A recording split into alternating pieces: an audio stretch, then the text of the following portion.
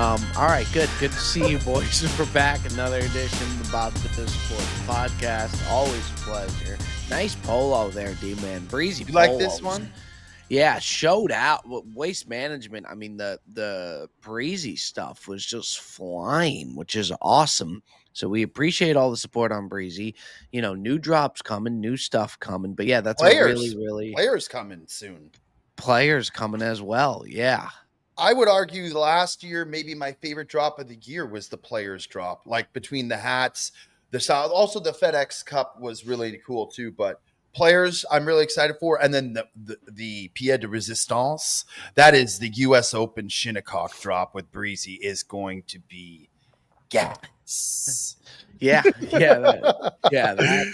That'll be. I can't think of Jacksonville and the players without thinking about that. Remember that last burrito I got at the hotel, the sushi burrito? Just easy out, man. I can't think about the players without my meltdown on 17 that Bob loves to just throw up every 3 to 4 months. Yeah, that's good. It's going to be another drop. Yeah, you hate seeing that come up, don't you? When he posts it every year. You just hate it. Yeah. It's a tough scene, Yams. Got to be like, you banged me, and then you see Joey Coldcut's accepted your invite to go. Listen, if what is the saying? If you're gonna tag me, then you might as well bag me. That is the saying. Right. Yeah, that is the true. tag is like the chip. The bag is like the guac. Yeah, the tag is like a fucking dried out guacamole that's like turning brown, but you have to accept it. Yeah, we talked about it in a while, but the Dan video, Langley Dan has finally been released, which is really, I mean, the comments that we're getting on that more than anything. It's the one time where Bob the Sports is just a volatile. I mean, it's wild up in those comments, dude. I'm scarred, bro. I'm scarred. Just don't go up in those comments, kids. Do not. Well, I thought it was great. I've never seen a more polarizing video in a comment section in my life. It was either love it or hate it. There's nobody in between. Yeah. I mean, the one thing I will say is that Dan was so insufferable that it took away from the fact that it was the worst golf played in the history of any YouTube video of mankind. Because it was terrible, but I do think that he was such a psychopath that it made it kind of polarizing. Tick, that clip that I saw, I didn't realize that the 6-7, like him saying that hit as much as it did. And you were a big fan of that. Well, I tried so hard in the edit to make it come across the way it did in real life. He had been such a disaster. And like was getting drunk and had been like he just kept getting the score wrong. He was announcing it like a hockey score as opposed to saying he was two like down or 5-3. Yeah, 5-3. Like, and we were getting so like we were like, no, that's not the way you say it. And then for him just to turn around after already going LB once, he then sends another one OB, and he just turns around so perfectly. And in person, at least, he hit it so great. He was like 6-7. It was. I couldn't stop laughing. That was to this day the greatest day I've ever had out there shooting an episode of Bob Does Sports. I would agree with. Oh, I would completely agree with that. I never wanted that day to end. I we wanted got so it to live pissed at forever. Jet was like, all right, let's get this going. And we both looked at each other like, fuck you, dude. You guys are sick, man. We don't want to go. You guys are sick. It didn't help that they both couldn't hit the golf ball. No. So like that took longer as well. That first hole, they put up like a James Harden second half points wise on the first hole. It was like the toughest thing was Bob goes. It was my favorite thing about the first hole was an 8 losing to a 9, a 9 losing to an 8, and I was like, no, Bob, it was a 10 losing to a 9. That's crazy. It was even worse than what you thought. Dude, when he handed FP the sandwich in the car. Tremendous. Did you watch the full video, Bob? No, just him handing FP that sandwich. Unbelievable. Like, you want some? Like, no, bro. No. You were so shocked it came out of such left field. You weren't even talking about food. You guys were both completely silent. And then after 10 seconds of sitting in silence, he was just like, put it in your face. You want some? It was ridiculous. I thought he was great. I think we get him on for a rematch, Cutsy. I think we get all 3 haters back for a 3v1 against you. I think how does that work? Like all the 3? guy No, for I a don't know. rematch. The problem is with Dan, with all due respect, it's like Cutsy played the worst golf we've ever seen Cutsy play. Like Cutsy would I mean he would bury him. It's not even.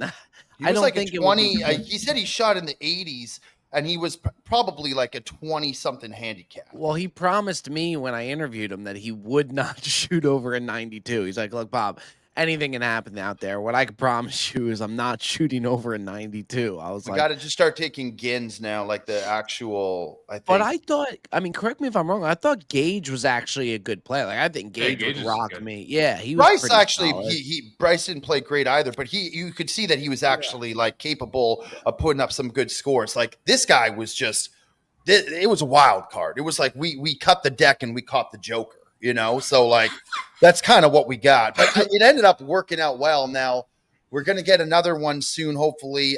My game has been in a bad spot lately, and I'm just praying to God that I can figure it out. Because the last 2 Hater series, I played collectively some of the worst golf in my life.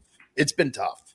Bro, And my favorite part of the episode, dude, was you were getting so fed up with him, and every tee box after hole 7, you stepped up to the tee box and was like, "All right, enough of this. Time to end this." And then you just sent one out of bounds. I couldn't. I didn't have it, man. I just could not. It was like I was trying to kill a guy and I had a fucking toy sword. I didn't have the sauce. I wanted to like speak it into existence. And Jet looked at me at one point and he was like, "All right, that's about enough of this. We need this thing to end." Finally started closing him out on like 14, 15. There was a hole where he hit like 3 drives out of bounds and still wanted to look for all of them. And you guys were like, concede the hole, but he wouldn't concede the hole. And then the next hole, you were about to close him out. You're sitting in the middle of the fairway, and you shanked one into the trees. Yeah, it was awful. I've been terrible, man. There's no. The thing is when you play a normal like episode, we're doing like a 3-man scramble or like a 2v1, or you're doing different thing, or you're like, even a gauntlet or whatever. You're not like sitting on every single shot. So if you make a bad shot, you know what I mean? Like you can bounce back from it. When you're doing a 1v1 and it's like everything is just magnified to the extent that it is, it's tough. It's tough. And I think part of the problem is I let my emotions get to me too. So I get angry and I want to beat the guy so much that I stop just focusing on just playing golf and I start trying to like close this guy out, and it makes me worse than I already am, which is a tough scene. But I got to think about it. FP said it, I think the last time. I got to go about it as if I'm just playing around a golf and don't focus on all the extras. But that guy was a lot. I will say that was it took the patience of Mother Teresa for me not to sock him. Yeah. Tick, remember when he baby girl. Yeah, babe. Tick, remember he came up and he tapped me on the ass? Yeah. You remember? I was like, yo, what are we doing, man? He hit you with the sweet tits at one point. Yeah. That was wild. There was a point when he hit him on the ass where it kind of checked us all a little bit. It was like, whoa, like this thing could end up. There might be one Hater series that comes to blows. I mean, there might be one where the D-man just throws a fucking uppercut out of nowhere. Like, it gets really ruthless out there, but it's fun, man. I feel like if Cutsy held it together with Dan, I don't know if anyone's going to get like that's the guy who would have gotten hit. When you tap a man on the ass, yeah. Yeah, he came out of nowhere and I just felt him. I thought it was like Bob like trying to like pump me up to make a shot. I look over and he's like, "All right, sweet tits," and I was like, "Jesus, man, what are we doing here?" I think FP said it, but like, or Yams, you might have said like, when they walked up to the range in these Hater series and everybody's just like getting ready to go play 18 with their group of friends, and then we show up and you just have them two going out.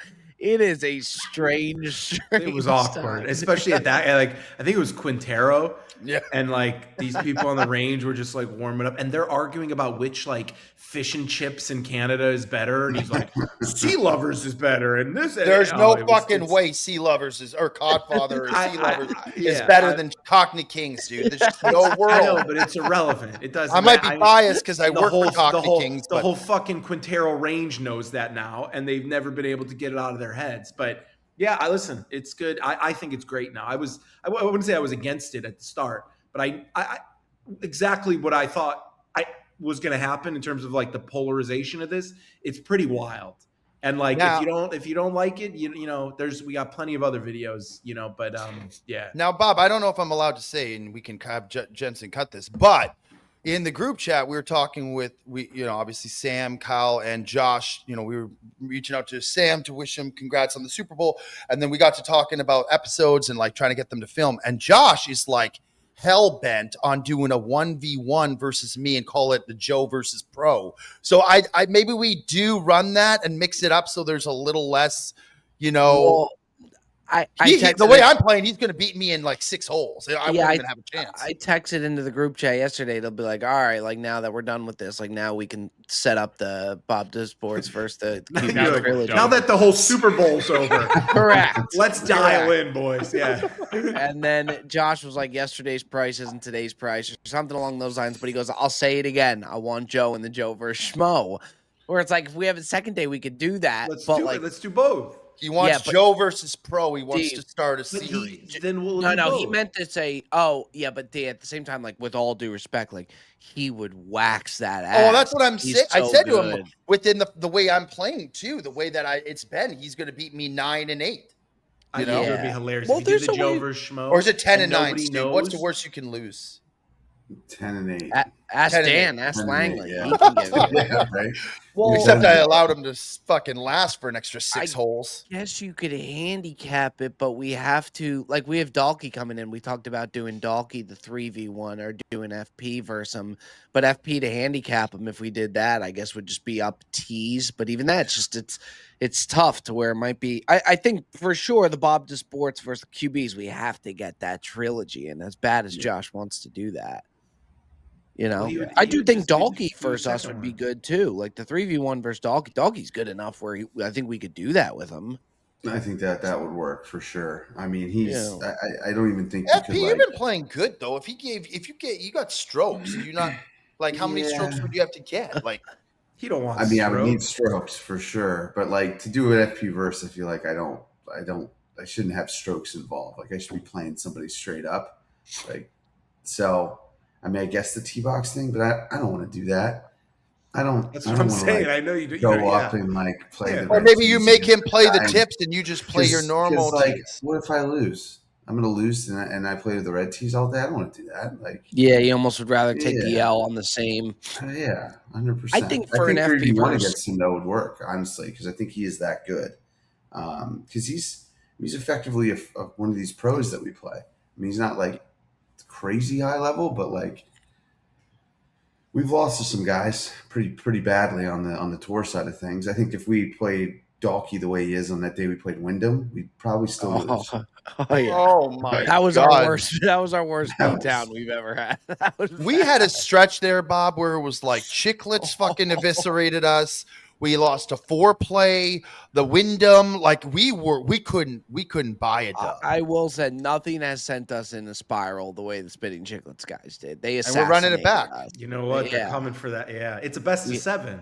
So we got you guys are down 2-0, and I think we have 2 more lined up. Yeah, it should be split. It really should be. The first match we fucking threw to the dogs.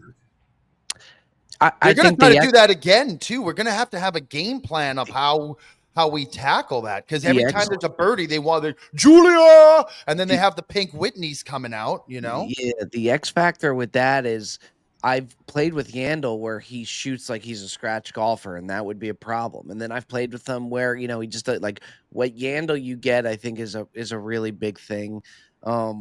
But yeah, that's the same for all of you guys too, though. I mean, there are days where you get close to breaking 80 and Joe's shooting in the 70s, and there's days where Joe plays Dan. I mean, that's everybody. That's golf. Hey, that's golf. JJ Watt. JJ I Watt. think Bob, you're playing actually. I will say I think Bob's playing really good golf right now. I do. I think like where were we playing last? Where you're playing and someone's like, "Yo, if he keeps playing like this, you're gonna break 80 soon." Where were we playing, Bob? With Grant. With Yeah, Grant, there's right? days You were where if striping the ball. Yeah, I know. I think you want it so bad sometimes that prevents you from actually playing good, because when we go out there the last few times and we've just played like, a little money match or something, and it's like a die, it's not like it's a tough, an easy course. Like it's tough. You're like hitting the driver well. Like you look like you got it all together. It's a matter of time. I think you're coming soon. The way people have rallied around the break 80, like when we go out now, we're at Waste Management. I just hear it all the time. When are you going to break 80? And then there's some where it's like, Bob, like, when are you going to break 80? Then there's those where it's just like, yeah, man, like I'm trying. That's this guy tough. ever going to break 80? Yeah. Probably, dude. Like, so he plays long enough, he's gonna. Like, yeah. I think, who's down there all the time if we bring back for FP versus I think a great match would be Roger Steele, and he's down here all the time to where we I want a guy. I'm not going to say, but I want. Oh boy, who do you know? got? We all know. I think I know what he's saying. I have no idea. I won't keep digging. Oh, okay. All right. I think Roger Steele would be a good one because Roger's game is just fun. It'd be a tough one with how far he hits it. Yeah. But Roger's a player. Roger can play like Dalkey when he's on, man. He could go 6-7 under. Yeah. He's good. 6-7 under. 6-7. Tick. Josh also said how much he loved that clip. Like he loved that. Oh, really? Yeah, you got to kick. Dude, I hit up Sam the morning of the Super Bowl. What'd you say? I said, "Today's your day, big dog. Go out and take what's yours." That's nice. And then he hit me up and he said, "Thanks, Neil." Before the Super Bowl? For the Super Bowl. That's wild. Yeah. Really? Yeah. Did he hit you back before or after the Super Bowl? Before the Super Bowl. Oh, he hit you back God. before. Yeah. No fucking way. Like how much in advance of the Super Bowl like kickoff? No, it was the morning. It was it was noon.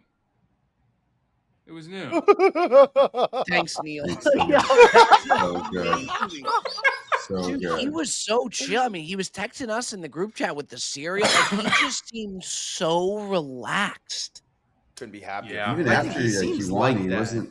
Yeah, he wasn't just like emotional. the chillest dude. Yeah. What's going on, folks? It's your guy FP. I've made it a point this year to go to more live sporting events, hockey games, NBA games, and that's why I want to tell you about today's sponsor, the podcast SeatGeek. SeatGeek is back for its 4th year with us, and we could not be more excited. With over 35 million downloads, SeatGeek is the #1 rated ticketing app. NBA is in full swing, hockey, college basketball, all going right now, and SeatGeek is the best place to get tickets. And SeatGeek makes sure you get the best price. They've got their tickets rated from a scale of 1 to 10, best value. Green dot, 8 to 10, that's going to be your best choice. Anything below that, maybe take a look at some other seats. And we've got a promo code for you guys. If you use BDS Podcast 10, you're going to get 10% off your next set of tickets. That's right, 10% off with promo code BDS Podcast 10. Big thank you to SeatGeek. You see him on the teacups yesterday at Disneyland with Kenneth Walker. By the way, can I say something? Yeah, go off on bro. I There we can't. go. Listen.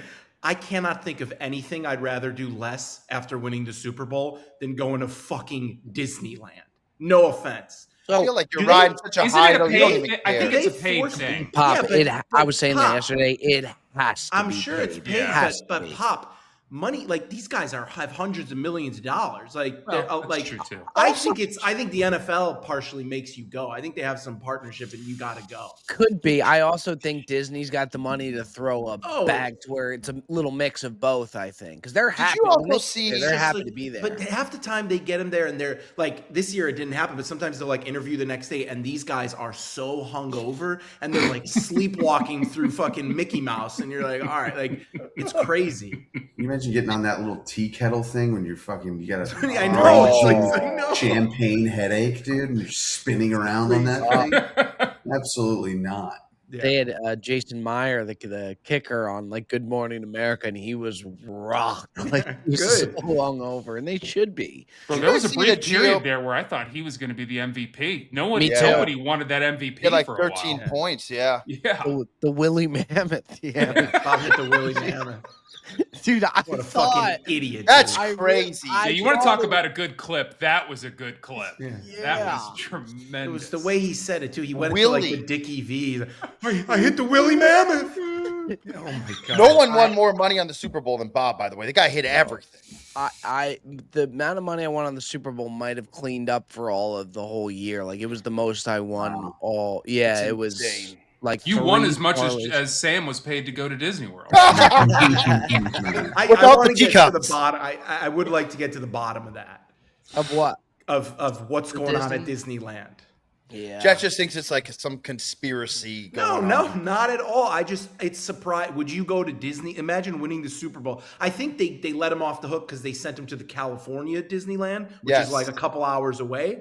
Yeah. But sometimes they go to maybe they determine based on location, but still, I'm not going to Disneyland after Did you hoisting guys the also Lombardi. watch the Geo podcast where they're talking about how much money they get taxed by Yeah, having I the don't think Super that's Bowl real. in It can't be California? Bad. Is Yeah. that real? Bro, 'Cause it it's makes like no sense. $200,000 that Sam Darnold lost because he had to play two games in San Francisco, with the Super Bowl being one of them. And however many days you're there leading up, you get taxed per day. Is that true, Stu? It's true Yeah, for I mean, baseball I think- too. Yeah, and it's that way for golf too. So like a major played That's in insane. California, Pebble 'cause that's- Beach. But they were Yeah, saying Pebble he's Beach, gonna or even lose money. like Olympic Club, wherever you Torrey. win, like wherever you've earned the money is the area, I guess, that you get taxed in. So it's better to win in Florida. But than it's California. crazy. It's like Aaron Judge will play in New York and get taxed for New York, and then he'll go play the Dodgers, and whatever his salary is, he gets California taxes for those 3 games that he plays. That's wild. in So then LA. you wouldn't want to like get traded to the Lakers or the Dodgers, because then you're going to lose so much more money. I think it's a big deciding factor in a lot of people's. I mean, that's why like PGA players, where they end up going and living too, like tax That's why the wise. Florida Panthers got really good too. A lot of players were sick of paying taxes in different states, and they went to Florida. 1, because it was warm, but 2, because of the taxes. That makes a ton of sense. Yeah. Yeah, that could be a real. It's a really funny clip. We're playing the Mets on Thursday. Did you guys see what Luke Weaver did? Yeah. No. Was that a troll job? That was crazy. No, it was a not mistake? at all. What did he do? So Luke Weaver we're playing with on Thursday. They are, they've been scouting. They have like notes that they're taking on the iPad of the golf court. Like they want this. So I don't even know where bad. we're playing. Tesoro. Oh, okay. Because it's six guys playing. Like Tesoro can accommodate it. But he showed up, so he got traded from the Yankees to the Mets. He shows up for the first day yesterday. He gets out of his car and he's walking into the Mets facility with his Yankees bag. He's got a Yankees duffel bag walking into the Mets facility. It was like all over. It's like, I don't know what the fuck he was doing. Maybe he just forgot. It had to be like a mistake or Had a to. troll, or it was like a bit. Was it a Dude, troll Ask job? him. It was wild. Like you see all the Mets players and he's just walking in with the Yankees duffel bag. It was hilarious. Who's the third Met that's playing? So Clay Holmes, who was a Yankee, plays for the Mets now. He got traded too? He's been on the I think he had been on the Mets and he moved to his starter. And then you have Minter, who's the Bob the Sports OG, and then Luke Weaver. So it'll be the Bob the Sports versus the Mets. So yeah, Scheffler's out, and then just the 2 clips that I'll talk about. I mean, we haven't seen it yet, but that I remember is I honestly was probably more nervous for him than any pro that we've had. I mean, you saw how the Rahm one went for me when that happened. Like he came up and I was just out of my body. I had no chance, and I just duff a shot so bad. And then Joe almost hitting the tree was amazing. How about me missing the wedge shot? Yeah. Unbelievable. Although that's one of the few times I did actually make up for it, because I drained like the big pot And then I wasn't going to chip on that false front on like the next hole. And he's like, "What are you doing? You got to chip. You got to avenge yourself." And I hit it, and I was like, "Am I back?" And he's like, "Yeah, you're back." But I will say, the vibes with him all time. Yeah, I thought He's it was cool, really dude. cool. He's just laid back. He was just whatever, just going out, having a good time. Nike shoot could have just been another day, walk in the park. Guy didn't care. He was just chill. Yeah, He's Like good that's too. how he is during a tournament too. Like he almost came back and won the Phoenix Open. He's just like cool as a cucumber, man. It's crazy. yeah, he That was guy just out, man. so good. He something that I learned from him, which like it's bad that I'm this late into the game and really learning it, but like I went up to the tee box, and to me, it's like I just see the fairway. You just go up, you just try to hit the fairway. He's like, "Do you want a spot like to hit?" And he's like, "You see the top of that house or whatever?" And he like pointed it to where I really started like actually having a target in mind, whether it be off the tee box, whatever it may be, like actually locking in a target. And he was so precise about where you want to put the ball, where it's like aim small, miss small. And I know it's bad that I'm that late into it, but usually I'll go up, see it, and then just let it rip rather than really picking out a target. When you see a house, you're used to putting. Yeah. That was funny, dude. When I pointed to the roof with the putt, I'm like, all right. And they're like, to be aiming at a roof and a putt is not where you want to be. It's probably a sign you should be chipping. Yeah, man. It's funny. It's tough.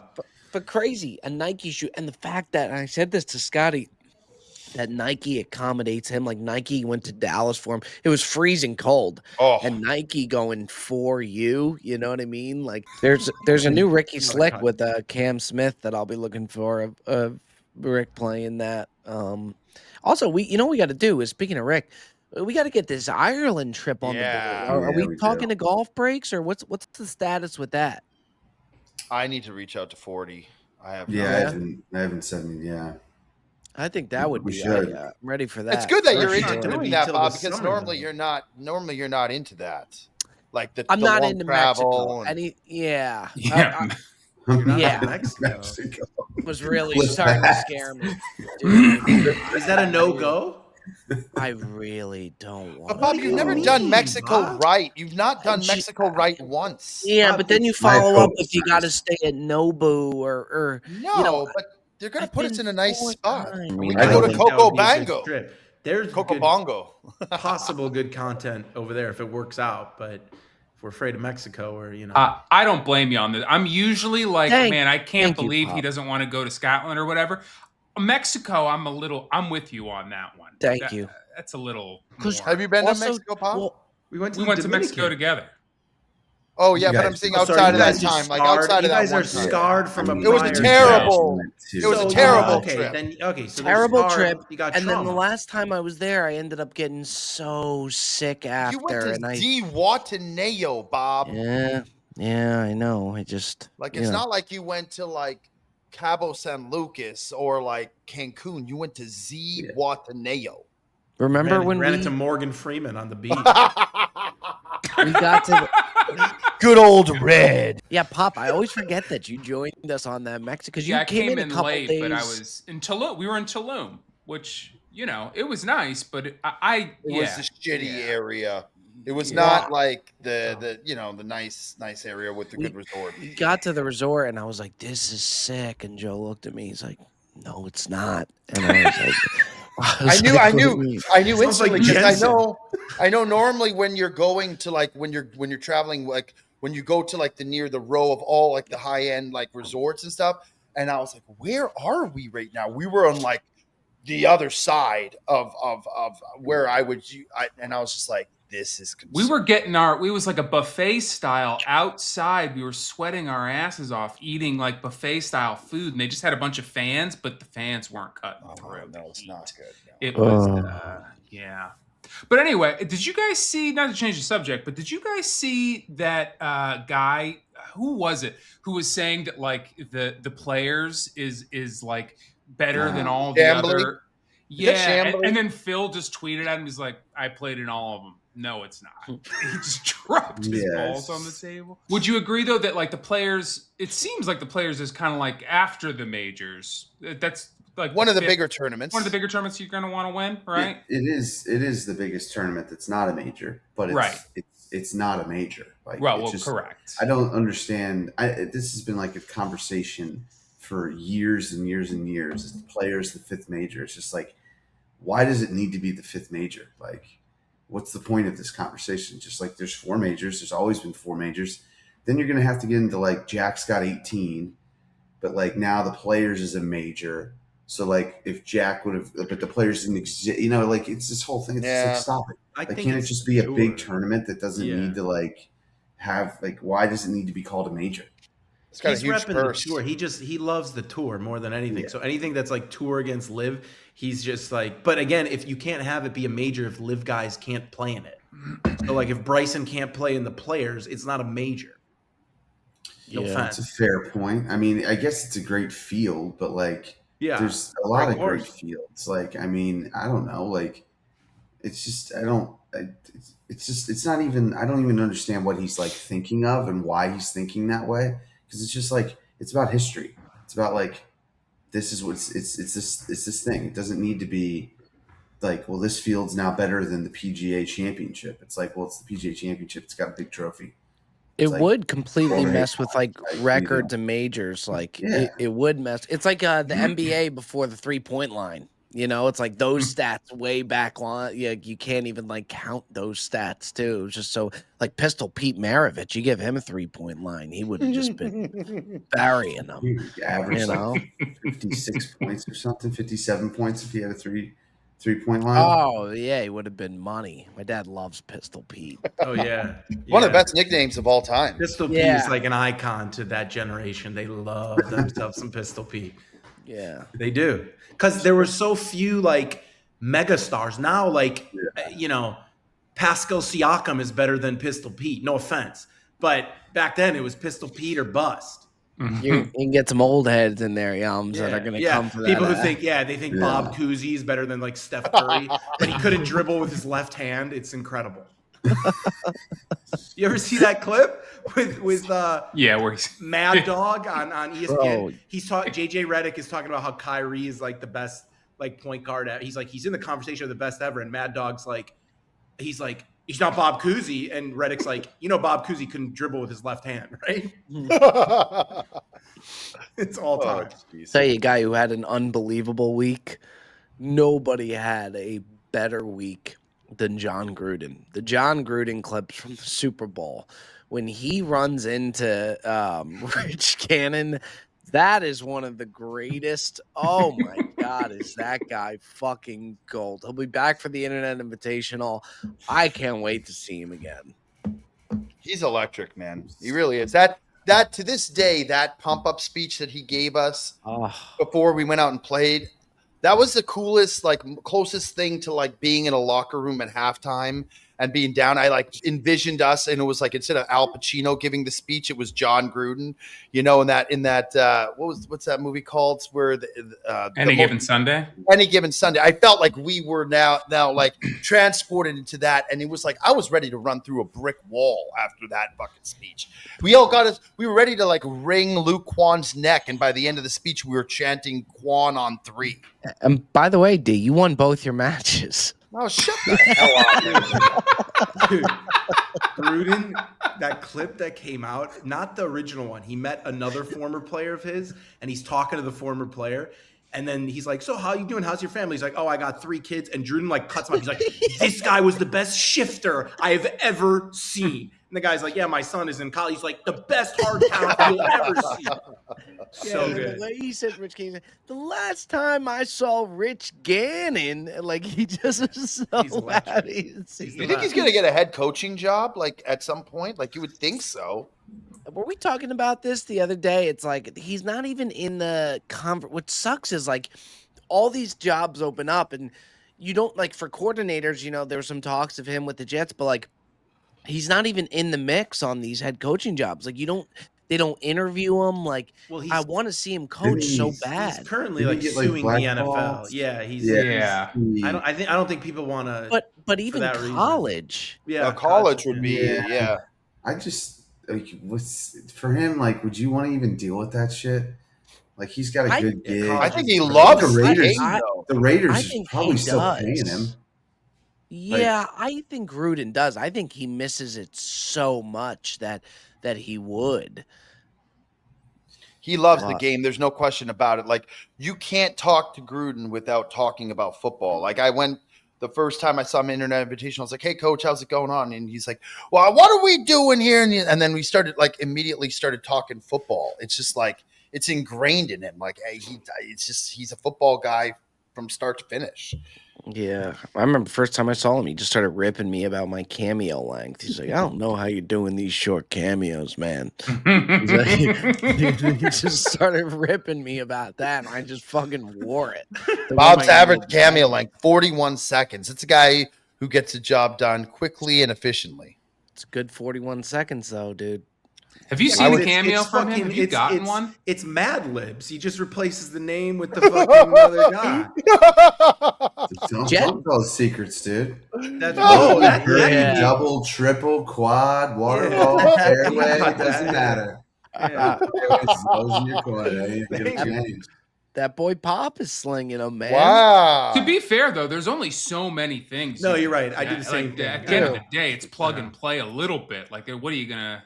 You got to have a certified ending phrase that you go by, that kind of concludes the cameo, that kind of ends it, and maybe even a start, but in between. I like when they give you a lot to work with. When they're like, "This is my boy," I've known. Like, when they give you all this information, because then you can riff off the information and you can kind of make it unique. But when they're just like, "Roast my boy Jeff," I'm like, I don't know a thing about Jeff. All right. I'm talking with Cameo about doing a NHQ, like a cameo booth, almost like a photo booth at a wedding that you go into. Cameo corner. Just having like a cameo booth. This dude, some of the things going in there is just ridiculous. Like there's a big bobblehead. It's getting a little ridiculous. Of you, big bobblehead of you or of the D-Man. Yeah, a Bobby boy. That's I'm just gonna before I punch out for the day. I'm just gonna you a giant bobblehead. Instead of punching out, I'm just gonna tap the bobblehead when on my way out. Yeah, there's some things close that out the day. Need baby. Is the slide happening? Slide's not happening. I went against the slide. It's gonna have like a Batmobile, like fucking Batman, indicate when they tap the bunny, goes down the slide from his office to the main HQ. You got the fireman's pole? Insurance, fucking Bernie Brewer. Yeah, it just wasn't worth it, and honestly, it wasn't cheap either. To do the slide, there were just some things where it's just enough is enough with it. But it's coming, man. It's gonna be coming really soon. Yeah, not the bobblehead. How about the bobblehead made it? How's the Wi-Fi looking in there? I think the Wi-Fi should be really sharp from the guys. FP, the guys that you guys sent they are sharp, man. They are so good. So nice. See, it's going to be fun. It was crazy. We, watching the Super Bowl, saying that there won't be the next NFL snap will be from Bob HQ. It'll be really, really cool. So exciting stuff. Anything else to talk about, boys? Usually we always have something. I know the Tony Finau eventually is coming out. You got Scotty's already out now. Did you see that prick Jensen in the group chat? I sent it to you guys. He's just sending me unsolicited pictures of fields. Bro, also too, crazy. The yardage thing he sent, he doesn't get it. He really doesn't get it. I asked him why his 8-iron goes further than his 7-iron, and he just responded, "Because I stink." Yeah, that made no sense. Well, that was maybe one of the most clear things he had said. And his stock yardages, he has 5-iron 152 yards, a 7-iron 164. So the 7-iron's going further than the 5-iron, and then the 8-iron is going further than the 7-iron and the 5-iron at 175 yards. That just means he sculled the 8-iron. The problem is he hit all those shots one time. I know, and Correct. He sculled them. And he's like, "These are my stocks now," because he hit them once. Yeah, These are my stocks. That's what amateur golfers do, dude. They hit one shot one time with a club, and they're like, "That's how far I can hit it." That 8-iron had to be sculled to existence. Not how far you do hit it. Dude, I've been Right. when I play now, I'm always clubbing up, and it's the best thing I've ever done. It's just so much. You think you hit it so much farther than you, or I would do a thing where it's like I hit it one time and then think that that's my yardage, and it's just not. You know. But Classic Jensen Austin. also quietly moved down to Jupiter. Like he's in. It was one of the most quiet moves. Him and Lambert. Lambert's had a quiet move over. Are they rooming together? No, separate. Oh, they were talking about it at first. I know him and Bone were The talking guy about I've been getting worried about is Squirtle, because Squirtle says like I'm there, I'm coming, and then I'm like, dude, like it's He's been supposed to saying that be for ready. 4 years. I know. I'm starting to lose faith in that too. Yeah, I'm getting a little. I kept telling you, no, he's fine, and he still says I'm good for March, but it's like, do you have a spot? Like, do you have? I think he's waiting for that apartment in the warehouse to be done. I think that's the room he's waiting on. Might be, Dick. It might be. One of the coolest things we did at Waste Management, we've done it before, was we sitting on 16. They, those seats, it's like courtside seats right on the tee box. Michael Phelps, we got to chat with Michael Phelps. FP's had a couple run-ins with him before. He was awesome. I thought it was so cool. I really did. Yeah, those might be the best seats in sports. Those ones right on the tee box on 16, just because like you've got the whole stadium around, you're that close to the players. Like you see, golf shot the reaction. I mean, other than like courtside at but like courtside in an NBA game that matters would have to be like you'd have to be like game 7 of the NBA Finals courtside. Like, okay, that's probably cooler than those seats on 16. But other than that, I'm not sure there's anything better than that, honestly. It was a shame we had to get going, but like I could have sat there for hours. It was great when you put that story and you just panned around and D-Man's just on his phone. He's just watching a baseball game in Japan or something. Well, that's why one of the worst things I saw D-Man do was when we went UFC and we were on the floor next to the cage and he had a Georgetown game on his phone. Marquette, Bob. I'm like, dude, like, come on, man. Like, we're right next to and to my credit, it was the prelims. It wasn't like the main event. It was. Yeah. I mean, that was, I think, one of the best. The Tampa card we went to was one of the most fun times with the cat. It was Kevin Stubbe, my dad, FP, Joe, Gruden. It was a wild cast, dude. It was so much fun. Did he? And Judge was there.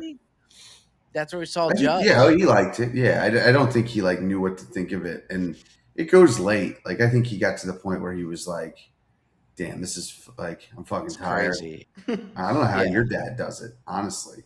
Wild. His dad wants to get there at like 1 o'clock. We got the other thing is we tried to meet you guys, and you went like literally the moment you could go in that stadium is when your dad wanted to go into that stadium. And he was tweaking out. I'm like, Dad, like FP's gonna be here in like 2 minutes. Just wait for like 2 minutes. He's like, why don't we just meet him right outside the door? I'm like, Dad, it's not even like a numbered card. Like it's an 8-9 hour day. I mean, by the time you leave there, if you go for the first fight, like if I wasn't with my dad, I think I would go 4 fights in maybe into like the prelims. Like 7 o'clock. If you go around like a 7, 8 o'clock, like that's a normal time to attend a sporting event. So if it's going to like 12, you're still there for like 4.5 hours. It's not like you're there, but we'd be getting there at like what, 5, Bob? Like it's crazy. It's just nuts. Your dad can stay up late, eh? For the right thing, for like that's like the one thing that can keep him up. Besides that, he's in bed at like 8:30. It's crazy. Is he ripping coffee?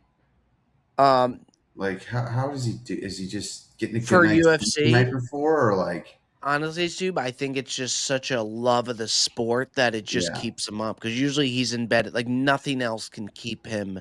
Even like Yankee games, like he'll go sleep. Yankees playoff games that go late, he'll go to bed and find out in the morning. When it comes to UFC, something just switches for him. Fucking wild. It really is. All right. Well, boys, I think that does it there. Again, some exciting content that we have coming up. We also need a new batch of videos. So, but FP, the place you mentioned would be, I mean, I think you could say it if it goes through. If not, no biggie. But that would be great to go out and just do, because it's not far, and do it for like a weekend or 5 days, whatever. Yeah, I would love to get up to Stream Song. It's a place I go or been a good bit and try to bump up to when I, have just under like casual personal film day, or, not even film days, just days I want to go play golf. I run up there. It's 2.5 hours away, 3 great golf courses, building a 4th. They got like a par 3 course now. Hotel's great right on property. Food's good. And I mean, they're good to us, or good to me, and they'll be good to us, I know. So yeah, if we bump up there for like 3 or 4 days to film and chill, That'd be good. that would be pretty sick. Weather's perfect right now down here, so According to Jensen, it would be sick. It'd be so sick. So sick. And it will be sick. He's, you know what? It's one of the rare times that little guy's right. Pop like that. Oh, he's one of the most fascinating men in YouTube. I love, like, I'm sad that he moved down to Jupiter, because now I'm moving there too. But like, I used to room with him when we would both come down there, and I loved it. Just me and him in an Airbnb, getting to learn how that little guy works. It was the time of my life. I love it. Dude, he's, we bust his balls a lot, and the reason is we really love the guy. He's amazing, and he's such an asset. Like, even talking to you two, like, I've asked you guys questions of just how good he is with like the editing, on how he just figures shit out. Like, he really is. He's an asset, and he's just perfect to have, with us. I think maybe we run him through one of those gauntlets one time just to shut him up. Like, just that we all. He's the main guy. Yeah, use that. Just Makes like sense, the golf version right? of like a swirly, basically. Yeah. The golf version of just shoving him in a locker and locking him. Well, we did that to Lasasso, and we lost him for good. So maybe, I don't know, if we'll do it to J-Bone. Dude, I saw a comment. I don't remember where it was, but I saw this comment, made me laugh out loud. Is someone said something like, Jensen looks like a Guess Who character. I saw. You remember that little board game where all like the people flip up? It was very funny. Like, does your character have freckles? And you're like, yes. Does he have a mustache? So he must have red hair. No. And you're like, oh, okay. No. Does he have a mustache? Knock down the red hair. It's like, is your character Jensen? Maybe laugh, dude. Maybe laugh out loud. All right. Well, and on that high note, ladies and gentlemen, that is another edition of the Bob Does Sports podcast. Keep an eye out for what's to come. Make sure you hit that like and subscribe button. We love you. We appreciate you.